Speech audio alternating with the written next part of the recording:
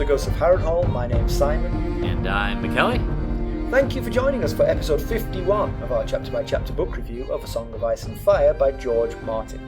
Today we're discussing chapter 50 of A Game of Thrones, that's Arya 4. As always, we'll chat about the chapter and try not to spoil any future plot points for you. And hopefully we'll provide you with some entertainment along the way.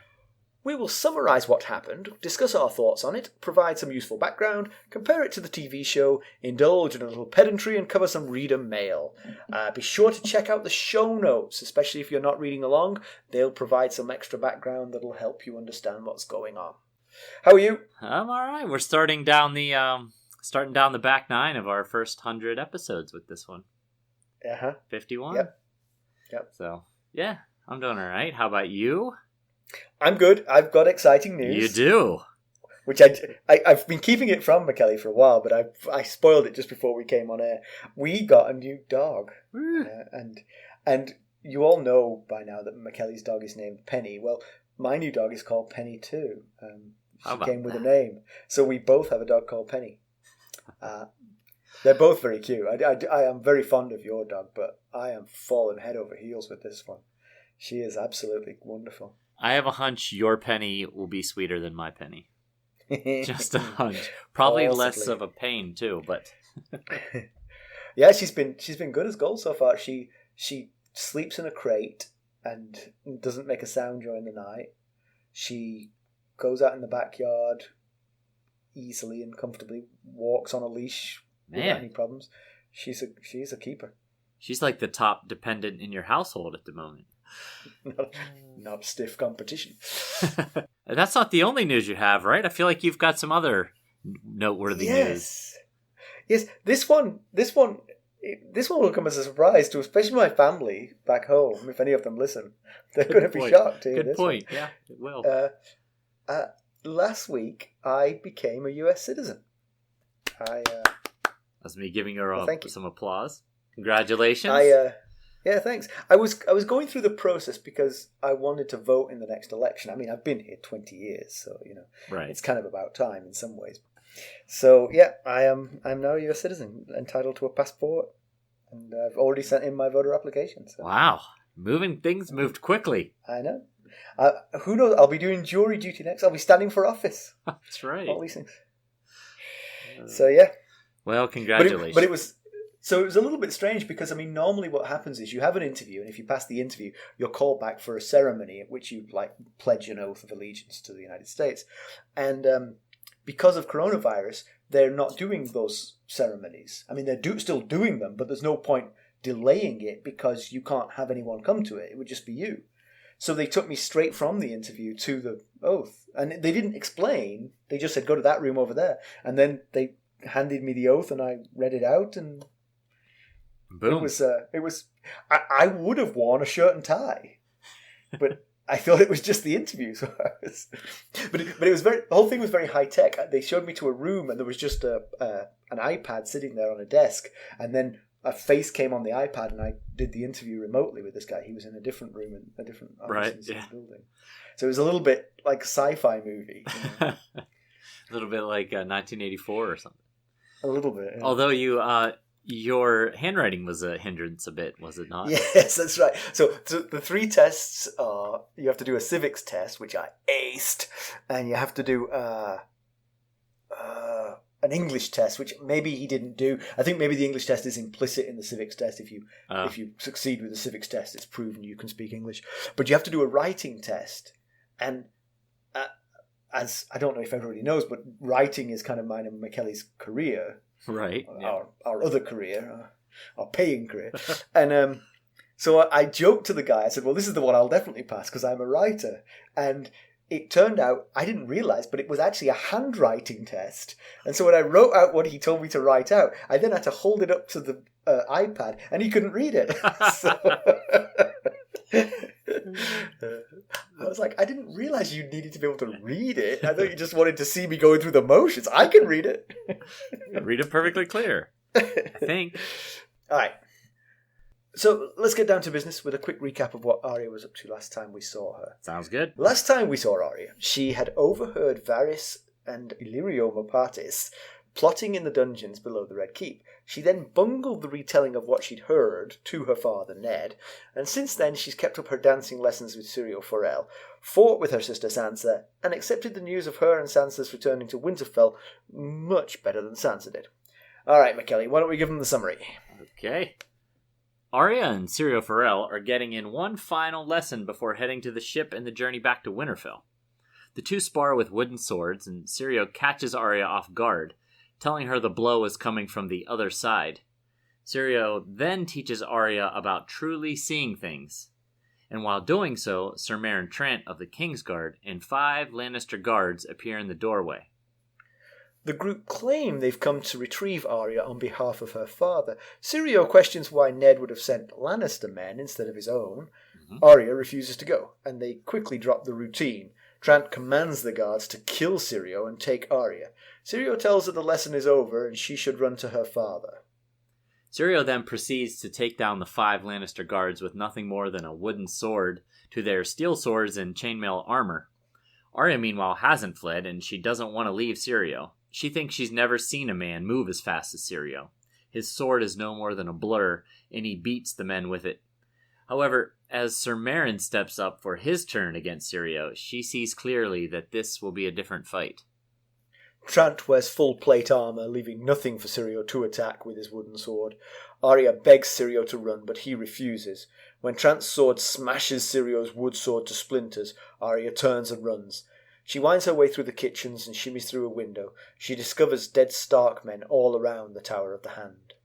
And there are more bodies in the stable. While there, Arya finds a crate of her belongings. She digs through it for Needle, and while doing so, a voice behind her calls out, "There she is!" Arya asks the stable boy, who is the one who shouted out "There she is," to help her saddle a horse, that her father is Hand of the King and will reward him. He says her father's dead and that it's the Queen who will be rewarding him. He grabs her right as her fingers close around Needle, and she turns and thrusts the sword right through him. He falls dead. She realises the gates to the Red Keep will all be closed, so the horse will do her no good. Then she recalls another way out of the castle, past the monsters in the dungeons, if she can find them again. After a terrifying walk across the open yard, surrounded by gold cloaks keeping watch overhead, she tries to retrace her steps to the dragon skull room, but gets lost. She grabbed a couple of candles, but braves the terrifying darkness, reminding herself of one of Syrio's lessons, that fear cuts deeper than swords. She recalls when Jon and Robb played a cruel trick in the Winterfell crypts on the rest of their siblings, dressing as a ghost and scaring the daylights out of them.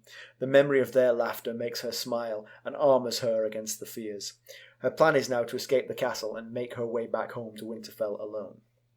That's some plan for a 9-year-old. Yeah. Oh, poor Arya. And now, of course, she believes that her father is dead. I mean, right. You know, which is. Yeah, I guess when we get to that part, I'm curious how much trust we can put into the stable boy if he's just hearing rumors. Yeah, presumably the stable boy wasn't in the throne room. Right. But he may be reporting rumour that did come from the throne room. So. Yeah, exactly. Anyway. So Going back to the dancing lesson, Syrio's calling out where he's going to attack Arya. You know, high, low, left, right. And then he tricks her by saying left and clobbering her on the right side. Which seems like A, a cruel trick, but B, in a real fight, they're not going to be giving you the clues. You've got to watch. Yeah, that is what Syrio says when she says, "But you lied." And he said, well, yeah, but in a real fight, they're not going to be doing that. But he also said that only his words lied. His arm and his body motions told the truth. And so he explains to her, he sets her down, says it's time for listening now. And he explains the difference between watching versus seeing. And he says that the heart lies, the head plays tricks, but the eyes see true. Yeah, so to illustrate this, he talks about how he became First Sword of Braavos. The Sea Lord of Braavos brought in the prospective candidates and told them that the cat on his lap was a exotic cat from faraway lands and special breed, and everybody blew smoke and said, "Oh yes, I see it. It is a special cat." Yeah. And Syrio Forel said, I see cats like that all over the place. It's just a regular alley cat. And sure enough, it was. And the Sea Lord was like, yes, you see the truth. And this is a lesson that he's passing on to Arya. And that's how he became the first sword of the Sea Lord of Braavos. But, that got me really curious about Syrio. I'd really like to know more about his backstory. Like, first of all, why is he no longer first sword to the Sea Lord? I wondered, I couldn't find it anywhere, whether that's a lifelong position like most. To this point, no Lord Commander of the Kingsguard has ever been dismissed. It's like either you die or you keep serving as the role. I wonder if that, obviously that's not the case for the first sword, but I wonder why he's no longer the first sword. He got too old or something? Well, coming back to that, is that true that no new king has ever said, I don't trust these Kingsguard, I want a new crop? Not to my knowledge, none have ever been dismissed. I'm no expert on the Lord Commander of the Kingsguards, but I would have thought that would have happened. I would have thought that, especially because, let's say this Kingsguard have all been together for a long time and they're all ancient. A young king might come along and go, you know what? Right. let's roll the dice here on some new blood. Yeah, I had that same thought when I was trying to find a Lord Commander who had been removed for no longer being able to keep up with things. Well, one idea for Syrio, perhaps the Sea Lord died in the same way that you might, as a Kingsguard, lose your job when the king transitions to a new king. Yeah. Similarly, he might. Good point. I don't know the Sea Lord of Braavos very well. He's not a major character in the story, so. Right.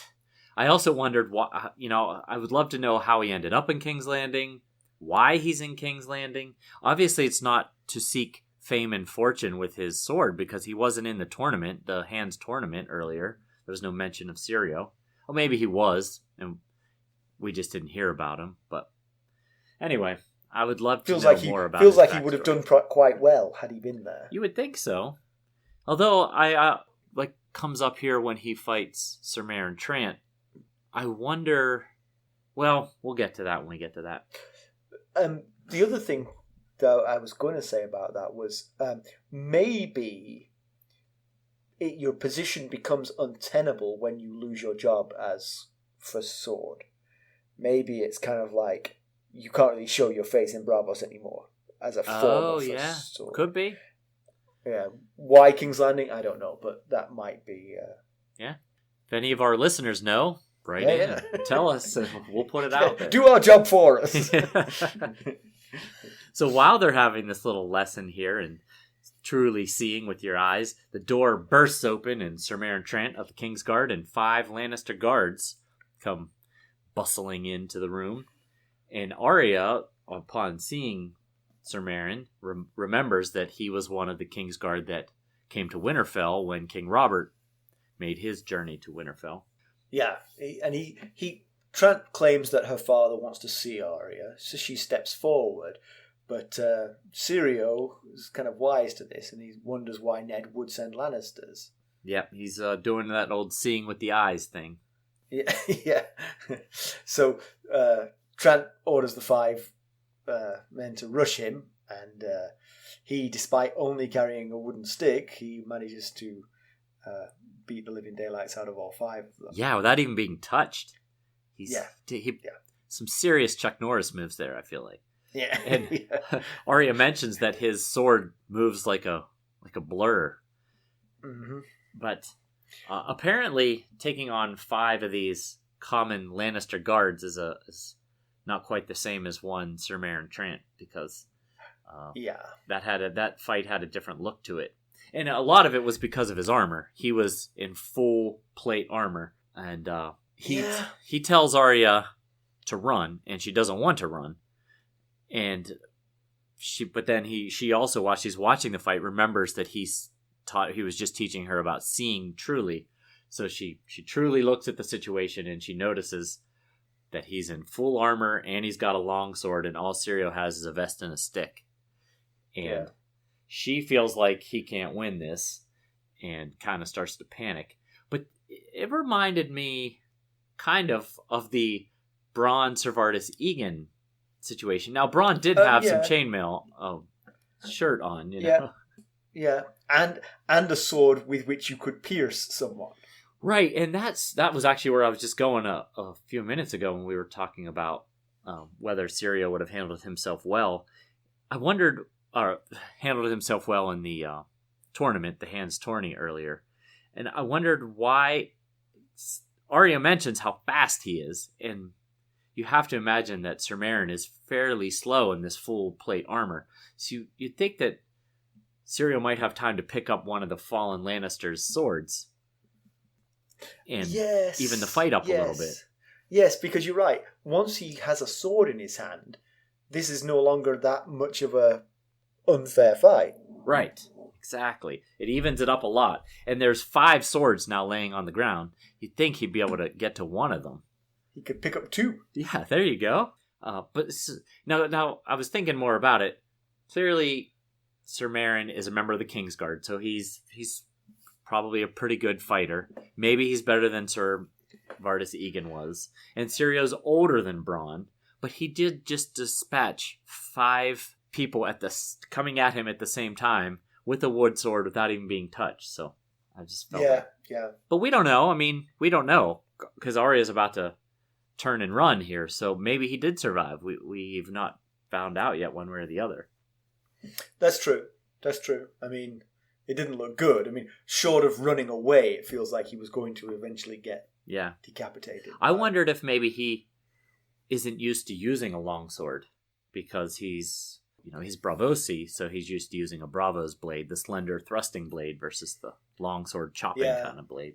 Yeah, but still, I mean, you'd think his skills would transfer. Although, I mean, it's like asking an Olympic fencer to pick up a broadsword and just get into it. It's right. unlikely that their skills are going to transfer very much. That's a good analogy. Yeah, one thing I was going to say about this, I think, for you, our listeners who are not reading the book, you won't have noticed this, but this whole scene took too long. I agree. I think some of it is we want to see Syrio being so cool and badass, but Arya should have run. Yeah. Syrio tells her to run instantly. As soon as he recognizes the situation, he says, "You run." And she doesn't. She watches the whole first half of the fight between him and the 5 Lannisters. While she's watching that, the odds were he was going to lose that fight, despite his skills. Right. And then she would have been 3 feet away from those Lannister men.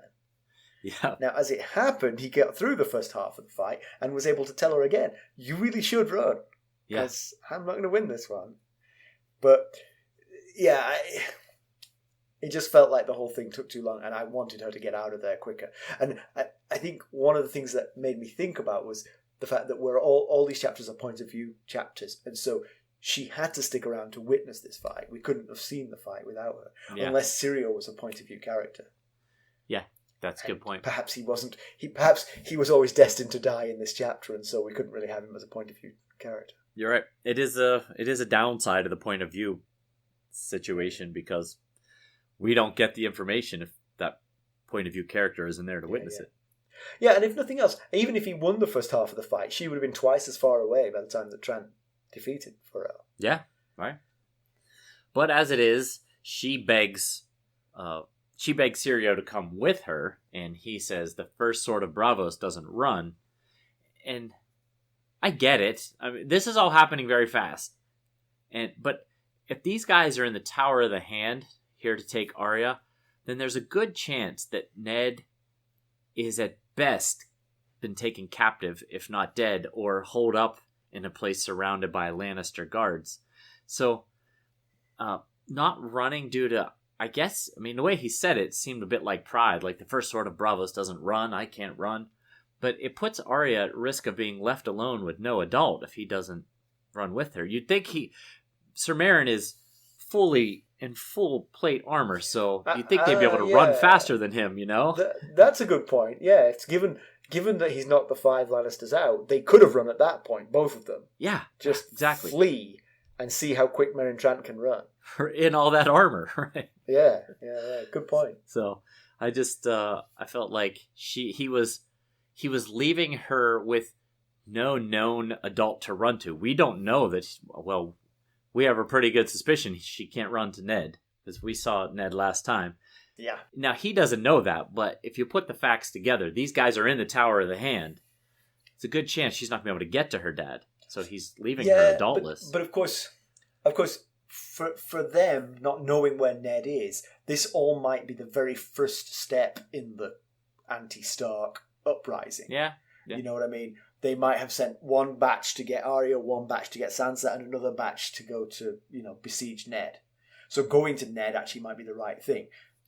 You're right. We know that he's not there, and she's got no friendly face to run to, basically. Yeah. Just felt like a bit of a gamble telling her to run to her father when they're already in the Tower of the Hand. Yeah. But she does run, sobbing at what she assumes is Syrio's death. She bowls over some unsuspecting kitchen staff and makes her way outside. She keeps thinking about all the things that Syrio's taught her, the sort of swift as a deer, Yeah, quick as a snake, strong as a bear, quiet as a shadow, I think. Yes. We'll be right back. Hello, friends.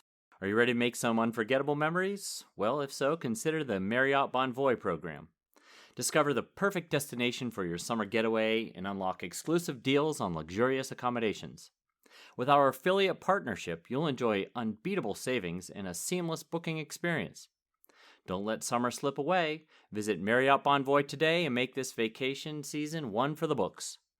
Use our Ghosts of Harrenhal affiliate page to check it all out and buy Bonvoy points or give some as a gift. The link to our page is in the show notes. And she keeps coming back to the fear cuts deeper than swords. Yeah. Which is only partly true. Swords can cut pretty deep too. Yeah. She sees dead Stark men all around and the door to the Tower of the Hand smashed open, so she knows that there's no safety for her inside there. Yeah, and at that moment she worries about her father, and then she recalls the conversation between Illyrio and Lord Varys down in the dungeons when Illyrio said, if one hand can die, why not another? And yeah, it's kind of out when she's out there, it's kind of a apocalyptic scene type. The castle's deserted, she hears distant fighting and screaming, and she realizes she can't get to wherever her father, she doesn't even know where her father is, she can't get to him. So yeah. She just kind of keeps moving. But she does one kind of smart heads up move. She's making her way somewhere. Well, it turns out she's making her way to the stables, but we don't know that at the moment. But she sees 12 gold cloaks approaching, and rather than, they're the police force of King's Landing. You would think she would say, I need your help. I'm Arya Stark, daughter of the Hand of the King. Help, they're attacking us. But she makes a smart calculation and realizes, I don't know which side they're on, and hides from them instead. Yeah, I think Sansa would have done exactly what you just said. Yeah. I think Arya has known for some time that the only people to trust are Stark people. Yeah. Nobody else is worthy of her trust here. Ned told her that in her room, that one chapter when she showed him Ned. showed him Needle. It'd be funny if she called her sword her father's name. So she finds Hullen, who's the master of horse at Winterfell, and with his dying breath, he tells her calls her Arya underfoot and tells her to find her father and warn him.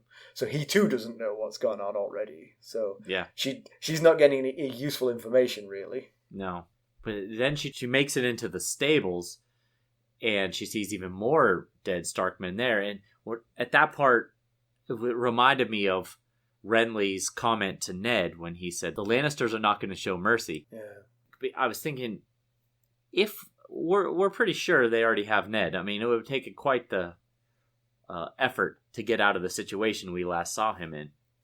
So, they're just cleaning house of all the Stark guards. I don't imagine that they're going to put up much of a resistance at this point. There's not that many of them left in the first place. Yeah, maybe the thought is that if you just leave them, because you could just say, we've got Ned Stark, we're done here. And then the Stark men would wander around sort of lost for a while, not knowing what to do. But 50 armed Stark men in King's Landing could become the focal point of a uprising against the Lannisters. They could draw more swords to them. Yeah, I don't even know that there were 50 because she sees, so one of the people she sees dead in the stables is a man named Desmond, and she remembers Desmond back at the very end of Arya 3, which is the chapter where she was in the dungeons overhearing Illyrio and Varys, and she bungles telling her dad, and then Yoren comes in and her dad sends her away. The guy that was taking her back to her room was Desmond, and she was worried, and she said to him, how many guards does father have? And he said about 50. And that was compared to hundreds of Lannister guards. And he said to her, don't worry, every northern sword is worth 10 of these southern swords. So if he had 50 at that point, and he just sent 20 of them away with Sir Beric Dondarrion, then he's only got at most like 30 guards. Yeah. But anyway. Yeah, and Arya feels betrayed by Desmond because what he said is clearly not true. There are many more Stark dead than there are Lannister dead. Yeah, and she kicks him because there's only one Lannister guard body, and there's like 4 or 5 dead Stark bodies. And she says, "You lied." Yeah, it's certainly the thing that struck me as cruel, and maybe I'm sort of conflating with the show here, but to kill the non-military Starks just seems like a waste of time. Right, like Holland, he is master of horse. Holland, he probably didn't even have a sword on him. Yeah, exactly. You could give him a job as he could work as a blacksmith somewhere. Yeah. You could even, arrest him and wait for Yoren to take him back to Castle Black or something, True, yeah. You don't have to kill him. Yeah. But that they killed the military, the soldiers, the Stark soldiers, is absolutely no surprise, and Renly was always right in thinking that. Yeah. So her next idea is to saddle a horse and ride back to Winterfell. She finds a trunk dropped on the floor, which is hers, and she digs through it to where she knows Needle is, and she finds it. From behind, she hears the words, "There she is." That's when she turns and she sees the stable boy, and she asks him, I think this was mentioned in the summary actually, she asks him to help her saddle a horse for her, and that her father is the hand of the king, and that he will pay him for his help. And that's when he says, "Your father's dead. It's the queen that will pay me." And for bringing you in. Yeah. And that's what I was wondering. Can we believe this stable boy? I mean, can't put it past them to have killed Ned. We don't know for sure. Yeah, I mean, again, in the same way that Syrio might be for it because he wasn't a point of view character, you'd like to hope that Ned is, being a point of view character, is safe from this kind of thing so early in the book. Right. Yeah. It'd definitely be a rash move even for Cersei. I mean, killing Ned will absolutely bring the whole North down on them. Plus, likely River Run, they're already set to fight the Lannisters. It seems like Casterly Rock was amassing the numbers. We had done the math before, and that things add up. They seem to add up on the Lannisters' side if you take the whole realm into consideration. But it's still going to be a bloody war if they were to. Yeah. I mean, not to spoil, but I think you're right. I think rash as Cersei maybe is, I think she can see a better outcome here. The best outcome is Ned admits, that Ned feels the threat to his family, particularly to his daughters. I think that's why Meryn Trant was sent for Arya. Yeah. And to protect them, he does what Cersei wants. And what Cersei wants will be to declare that Joffrey is king and to, swear fealty. Right. And, hey, it's not a great outcome because Joffrey's a horrible person. But if you get to go back to being Lord of Winterfell... Right. Yeah. And your daughters are safe, you can see why he might take it, even though he's Ned. Yeah, definitely a better play for Cersei, in my opinion, than killing him right now and causing a big war. Yeah. But they call him a stable boy. I don't know how old he is, but the stable boy grabs her, and she forgets all of the training that Syrio had taught her thus far. The only instructions that she remembers is the one Jon gave her when he gave her Needle, which was stick him with the pointy end. So she takes needle and runs it through him. And to be fair, Syrio didn't really prepare her for just killing unarmed boys. Right. Yeah. So he probably didn't cover that. Yeah. John's advice was perfect for this scenario. In fact. Exactly. Yeah, you can imagine. I mean, when you're thrown, regardless of how much training you get about something, when you're thrown into the mix for the first time, your basic fight or flight instincts just kick in until you learn to control them, We'll be right back. This episode is sponsored by Audible. To get a free audiobook, or 2 if you're an Amazon Prime member, go to our exclusive URL, audibletrial.com/ghostsharrenhal. You can find the link in our show notes. Yeah, I remember. It's always hard for me now to read stories or watch movies where a child is put in this kind of peril, this kind of situation. Yeah, I find it clutches my heart in a way that it didn't when I wasn't a parent. Oh yeah, absolutely. I remember watching a movie called City of God, I think, which is set in a Brazilian sort of favela, and a lot of the kids are orphans and they sort of are in real peril the whole time, and there's lots of gangsters and drug problems around them, and oh man, I found that movie so hard to watch because every one of those snot-nosed kids looked like my son. Right. Yeah, it's really, once you're a parent, it's hard to watch something like that and not see your own kids or just the innocence of kids in general. Yeah. So I'm really hoping that stable boy just deserved it. He was really horrible to the horses and just asking for it. That's right. Well, he was being pretty horrible to Arya. I mean, he was laughing in her face that her father was dead and threatening to sell her to the queen. So. Yeah, true.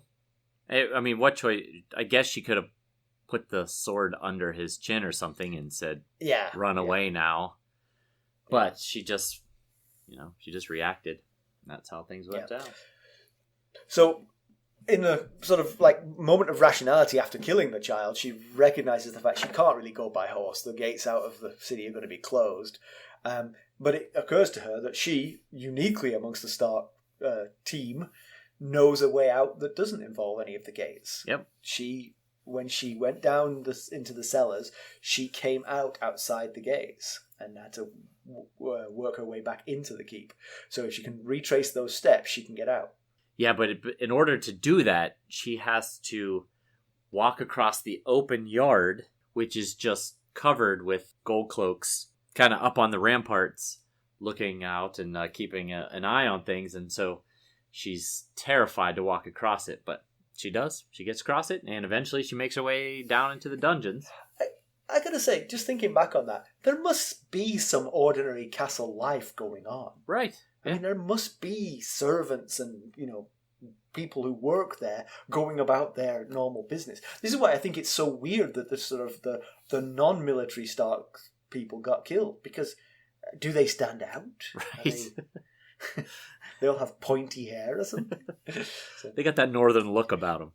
Yeah, yeah. I understand that she was terrified. I just wonder if, they would look down, see a child walking across the thing, and not think anything of it. Absolutely, yeah. Because I'm sure not all the gold cloaks have been told, "Look out for 9-year-old Arya Stark. She's the key to this." Yeah, yeah. I mean, she bowled over half the kitchen staff on her way out of the Tower of the Hand, and those folks are just doing their job. So. Right, exactly, yeah. And presumably the Lannisters, if they were running after her, they would have killed those people. Right. Assuming that they were somehow the enemy. Yeah. Yeah, she refers to it as one of the most terrifying moments of her life, which is a rather short life, but walking across that yard. Well, hopefully short so far. Right, yes, exactly. And this is so she makes it down into the dungeons with the candles this time. Last time she didn't have the candles. She didn't have that benefit.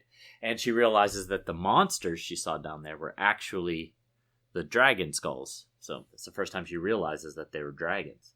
So she's trying to preserve the candles, so she is wandering down in the dark as much as possible.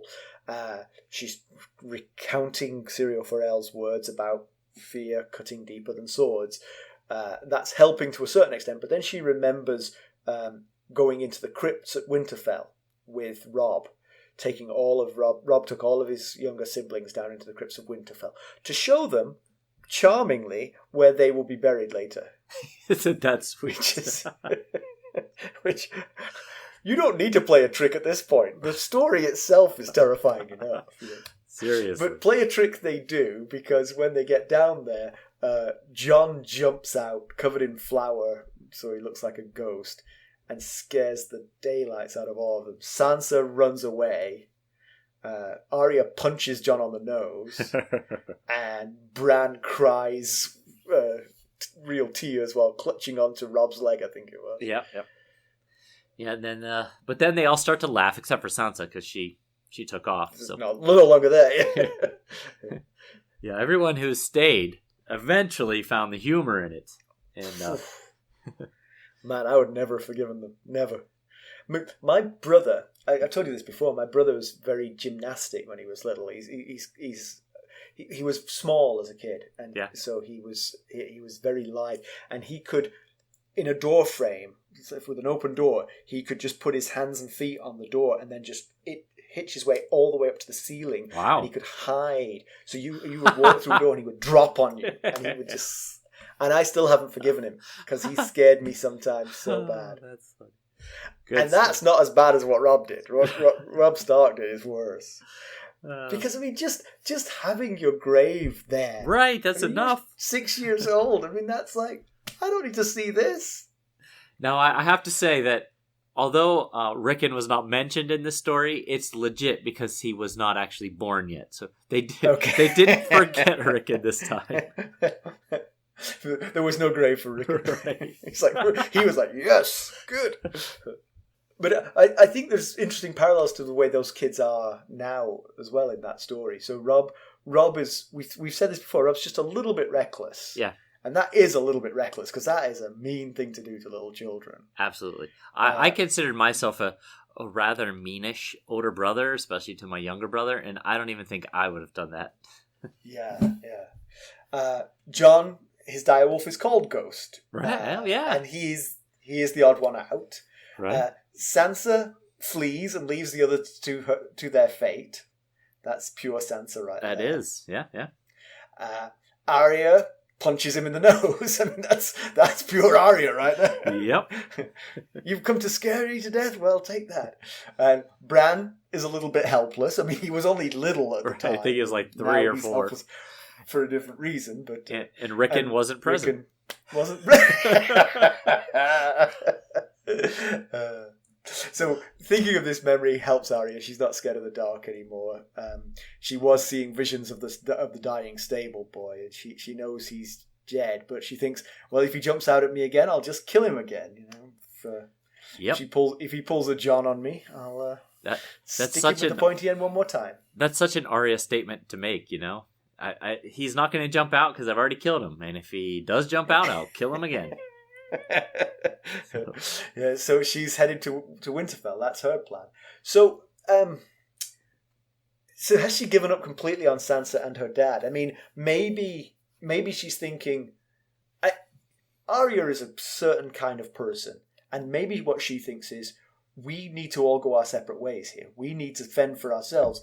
I'll see the two of them back in Winterfell because they'll do the same thing as me. Oh, interesting. They'll find a way out of this castle and they will get back to Winterfell too.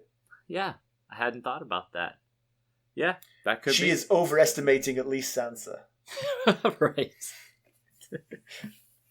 Yeah, that feels like a safe bet. Yeah, that's true. Yeah, I was just wondering too about whether, I mean, if she's headed back to Winterfell, she really is like, okay, either they're dead or I'm not gonna be able to track them down, so I'm just gonna make my way back home. I mean, she's in an awful situation, but it's actually a pretty good strategy, I think, because it takes her away from this hotbed of people who hate her. Yeah. People who will use her. It's a long road between Winterfell and King's Landing, and we've seen Kat really struggle making it very far without trouble. So yeah, be interesting if 9-year-old Arya can do it. Yeah, hopefully she will find some friends along the way. And by the way, you'll see in news and notes that we are allowed to say interesting from time to time. Oh, yeah. New policy. That's right. All right, what do you got background-wise? So, background was a little thin this particular chapter. Because it was just Arya and a stable boy. Yeah, there wasn't a whole lot going on. So, since this chapter takes place in the Tower of the Hand, I thought I'd enthrall you with the story from the construction of the Tower of the Hand. And it focuses on Lord Lucas Haraway, the Lord of Harrenhal during the reigns of King Aenys the First Targaryen and Maegor the Cruel. So in 39 AC, Lucas's daughter, Lady Alice, was to wed then Prince Maegor on Dragonstone. Maegor was still married to his first wife, Cerys Hightower, but took Alice as a wife as he believed Cerys to be barren. In 43 AC, a year after Maegor claimed the Iron Throne, Lucas became Maegor's Hand of the King. And Lucas also fought on Maegor's side in the battle beneath the God's Eye and even governed the realm for a bit while Maegor was focused on the completion of the Red Keep here. Maegor was having major issues conceiving an heir, and that proved problematic for Lucas's family. In 44 AC, Alice delivered a stillborn and monstrously deformed baby, and Maegor's third wife, Queen Teyana of the Tower, convinced Maegor that the baby wasn't his. Rather, Lucas had helped his daughter conceive a son for the king by sending men of proven fertility to her chambers. Teyana even provided the names of those fertile men. Maegor, ever the misunderstood, then executed every Haraway that he could find in King's Landing, Harrenhal, and Lord Haraway's town. Now here's where we get to the construction of the Tower of the Hand. All that way to get back to the construction of the Tower of the Hand. While inspecting the Tower of the Hand's construction, as Hand of the King might do, Lucas was thrown from the tower's roof by the Knights of the Kingsguard. That's a fascinating story. Yeah, I thought so. And it feels like he got away kind of lightly. I mean, obviously he didn't do any of the things he was accused of, but if Maegor misunderstood because of what Teyana was telling him, you might think if he was genuinely cruel, he might come up with a meaner punishment for Lucas than throwing him off the tower. Yeah. It's actually kind of gentle. Yes. Well, gentle till he hit the ground. Yeah. Gift of flight! No! Well, there you go. I still think he's slightly misunderstood. I mean, he's not the nicest. Cruel he is, but definitely misunderstood. Oh. So I wanted to mention the crypts of Winterfell. I only have a little bit on this, but traditionally only lords of Winterfell get their statue. All the Stark clan can be buried there, but only the lords get statues with their swords across their hands. Okay, yeah. But Ned made an exception for Brandon and Lyanna, so both of them got a statue, even though that's not traditional. See? He's just a softie, that Ned. He is. See, he's always breaking rules. When we were talking during the 50th special about the difference between Ned and Stannis, it's the softiness. Yes. I don't think that Stannis would have bent the rules and given statues to his brothers if they...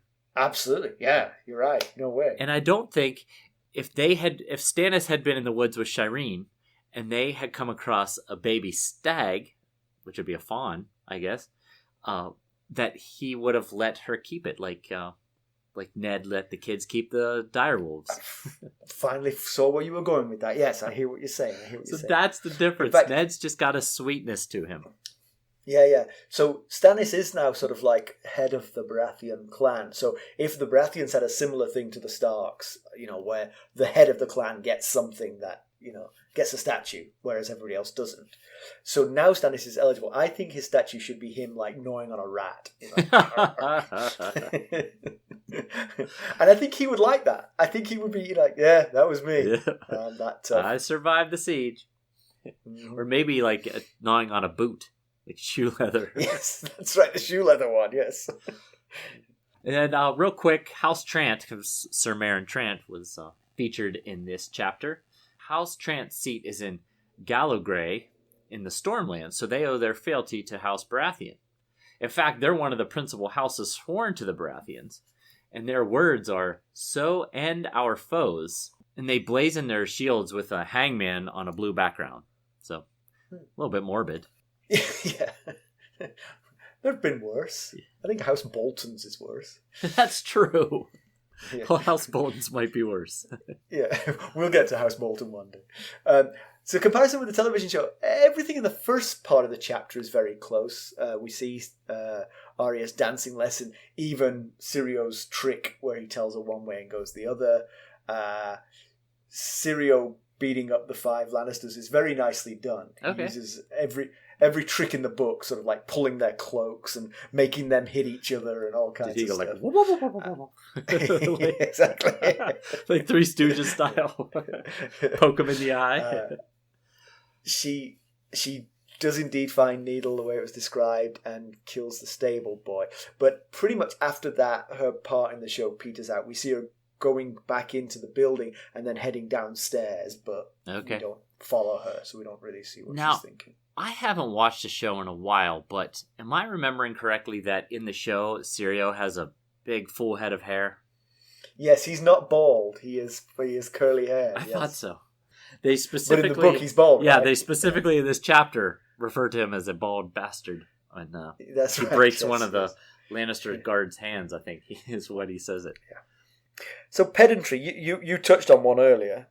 Yeah, it just... maybe he did. Arya took off before the fight was over. Maybe he did pick up a fallen Lannister guard's sword. But it just seemed like that might be the thing to do. Yeah. The other one I've got actually is one that I just reminded myself of as we went through.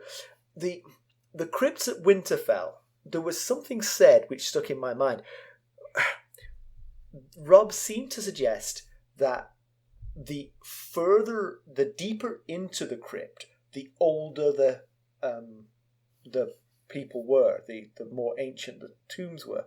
But I'd be a little bit surprised if that's the way it worked. I mean, wouldn't you bury them first one closest and then sort of further and further away? Yes. I mean, it's a very progressive, very long, taking the long game to say, let's dig this 100 times as deep as we need to and start filling up from the back. Because 3,000 years from now, they're going to be grateful that we did this. It's going to be real easy on them. Exactly. Really? We're going to toil. But you know what? That's because they will be soft children of summer compared to us. That's right. That's a really good point. I think Ned does mention when he and Robert are in the crypts something about that, but I can't remember how he describes it. I'll retract next week if I've got this wrong, but I'm pretty sure there was something that said the more recent ones are nearer to the exit, and it's that's not how it would be. That is a really forward-thinking King of Winter.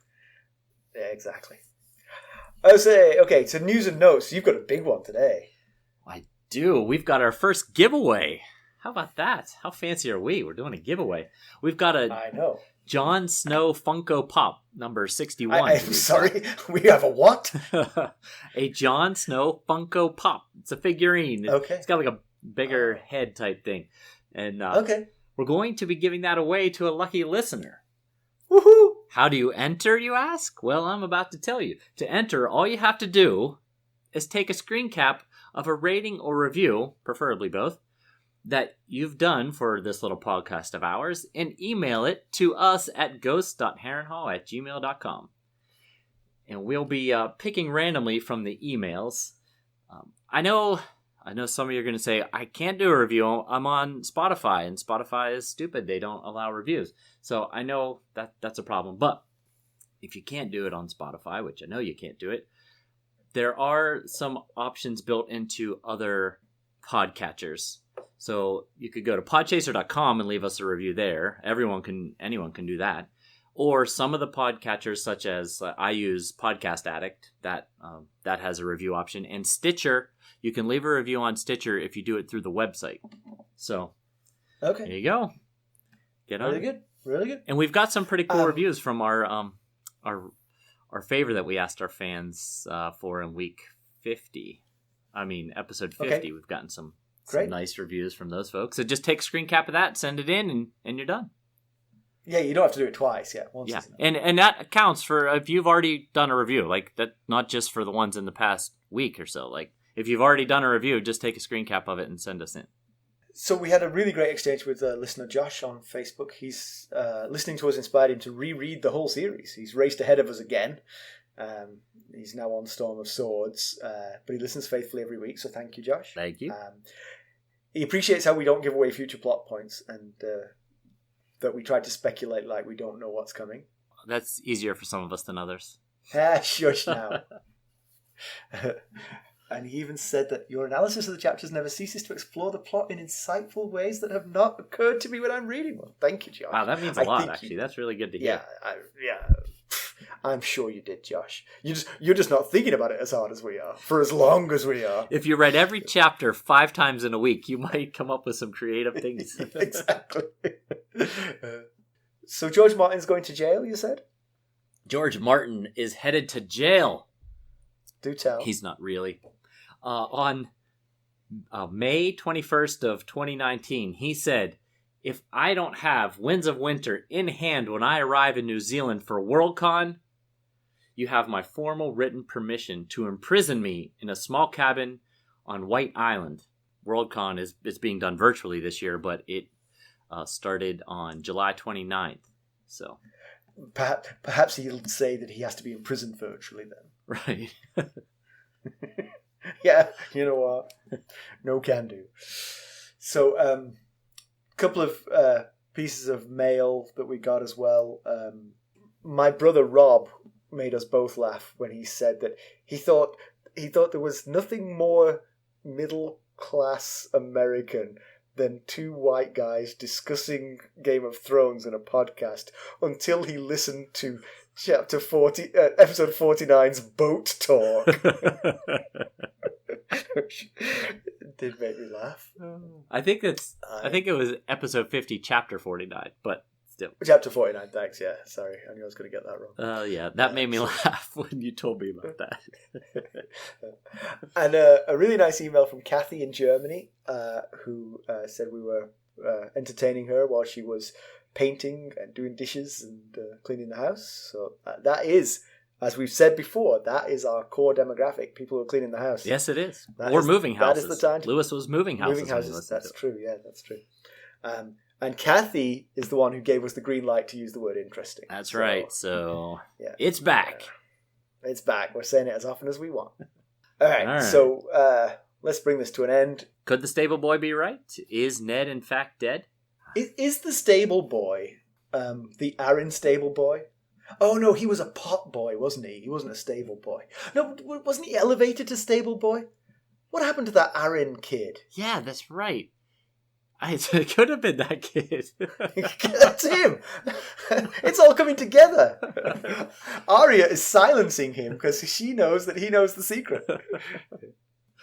Yeah, well, if Ned is in fact dead, then Arya really might just be out in the wind, like who's watching after this 9-year-old if she gets captured, when that'll be a whole nother ball of wax. But yeah, but I mean, obviously we don't know what's happening to Sansa yet, but I've got to say, if one of them was to be like abandoned in the middle of the South with 3,000 miles to walk home, I would bet on Arya to make it over Sansa. Absolutely. She seems quite a bit scrappier and more resourceful than Sansa. Yeah. Sansa would have been caught the minute those gold cloaks came in, like you pointed out. She would have jumped in front of them and said, "Please, I need your help." They'd be like, "Oh, well, that was easy." Right. Who are you exactly? You're Sansa Stark, you say? Okay. Let me just check my instructions. Yes, I've got something I'm supposed to do with you. Yeah. Should Syrio have run with Arya to protect her? Yeah, I get why he didn't. I get he was defending her in his mind. I mean, obviously, he was defending her with possibly his life. But maybe the better long-term plan would have been to outrun the heavily armored and slowed down Ser Meryn Trant, and maybe they could have escaped together. I think he should have done. Now, I hadn't thought about it. You totally brought this up, but he absolutely, especially once he knocked the first 5 out, because they might have been able to catch them, but I don't think Meryn Trant can catch Let's assume Arya is the slower of the two. I don't think Meryn Trant can catch them. Right. I agree. So is all this Ned's inflexibility and rigidity in his decision-making coming home to roost? That's another thing I wondered while I was reading this. No, yeah, it is. You don't have to wonder. That was an absolute given. Remember when he didn't have to tell Cersei any of this? Right. In doing so, when he told Cersei, because he feared for the lives of her kids, he put his own kids in jeopardy. So, yeah, yeah. We said it at the time. We said it at the time, and it wasn't a spoiler. It was just an obvious observation. Yeah. That if you threaten someone who is a murderous and nasty piece of work, you are, and especially you threaten their kids. Right. You are risking your own kids' lives. Yeah. And Renly's plan might have possibly avoided all this.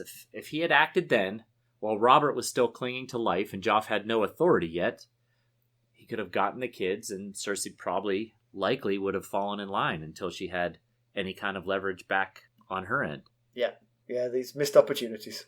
If Littlefinger was conspiring against him from the very beginning, it's possible Cersei might have found out in enough time to end up in the same situation regardless. So, yeah, definitely true. But again, I think we genuinely disagree on that, because I really do think Littlefinger was not conspiring from the get-go. I think he not conspiring against Ned.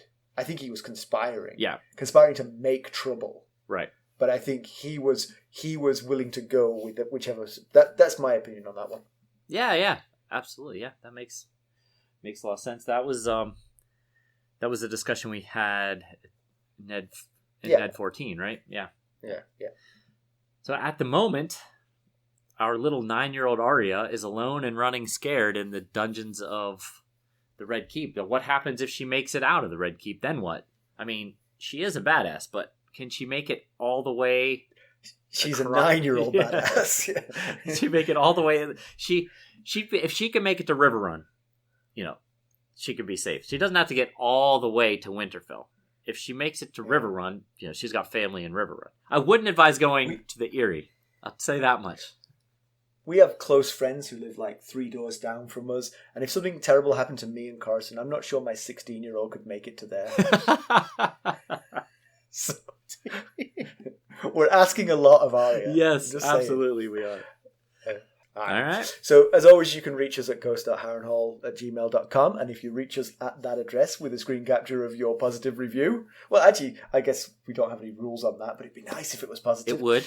You will be entered into the drawing for the Jon Snow Funko Pop, which is really cool. You can also follow us on Twitter at ghost.harrenhall, Facebook, Instagram, and YouTube. All right. Thanks for listening. Thanks. Bye. Bye.